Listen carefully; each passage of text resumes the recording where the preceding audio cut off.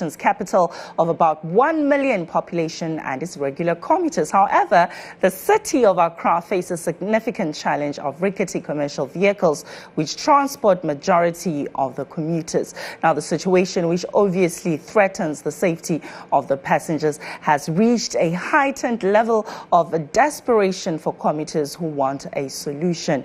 GH1 News' Joshua Era has more on the story.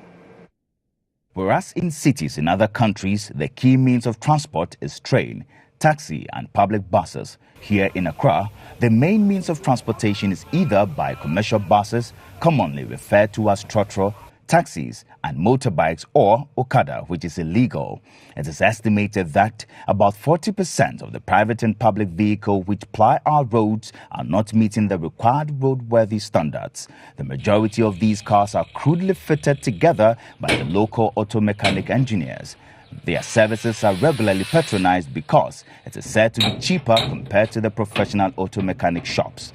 In order to model the bus to suit commercial purposes, they are often detached and assembled together with rather off-spec metals, which tends to lessen the 3,000 and 3,500 gross vehicle weight, making it lighter to carry the 18-seater.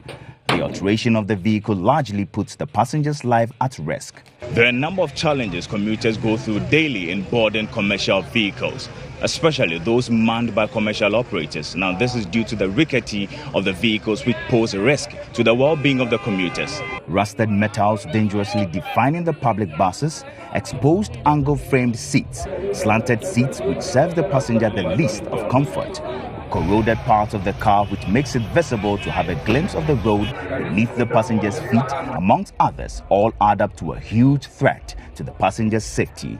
Regular commuters are oftentimes at the mercy of these dangerous buses. The least they suffer is damage to their clothing when they come into contact with the exposed, sometimes sharp metals. In fact, some are virtual scraps with exposed metals that often tear passengers' clothes and injure them with the danger of tetanus infections. I stopped one of these buses on the road. I had no choice. I had to go because I'm late. So I got in and then there was no foam on the seat.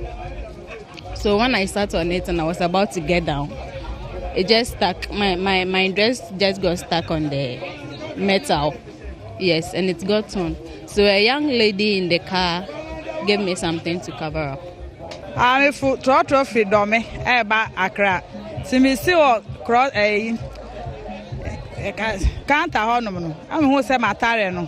That they be actually a tareno, not tareno, the Mamanda when you know go. The Motor Traffic and Transport Department, National Road Safety Commission and Driver and Vehicle Licensing Authority have been described by some as inefficient in relation to their lackadaisical attitude in resolving this ancient canker of rickety vehicle on our roads. The DVLA, which is often blamed for failing to check the roadworthiness of most of the rickety vehicles. Unfortunately, the DVLA could not avail itself to explain the matter. In the transport subsector, nearly 90% of the public transport service needs are provided by private operators, and the state provides the rest using the Metro Mass Transit buses. The commercial vehicle, which is the main mode of transport, accounts for about 60% of the passenger movement, while taxis account for only 14.5%, with the remaining accounted by the private cars. According to the drivers of the overused rickety vehicles, they don't have to spend much to maintain it. The reason I'm using the old car is, you see, the spare parts is less. And then, you know, because of the financing system, to get money to buy a new one is very high. So that's why I'm still managing the old car. I'm sorry but I don't need to see you. See the other one, I don't know. So I'm saying, the one that now all for so say, Scababana, I would do it, and I say, These TROTROs are often characterized by low road safety profiles, semi-trained drivers, and poor state of vehicles owing to low priority for vehicle maintenance, amongst others. They mostly comprise overused and accident cars that had been imported into the country, while some are mainly second-hand minibuses and vans that have been rehabilitated into passenger vehicles. And in times of rain, commuters get wet while on board because of the holes that have been developed on the roofs. To ascertain and appreciate the situation more, GH1 News visited some of the mechanic stations where trashed vehicles are partially remodeled to be on the roads again. Time now to have a look at our business stories this hour. CEO of the Ghana Export Promotion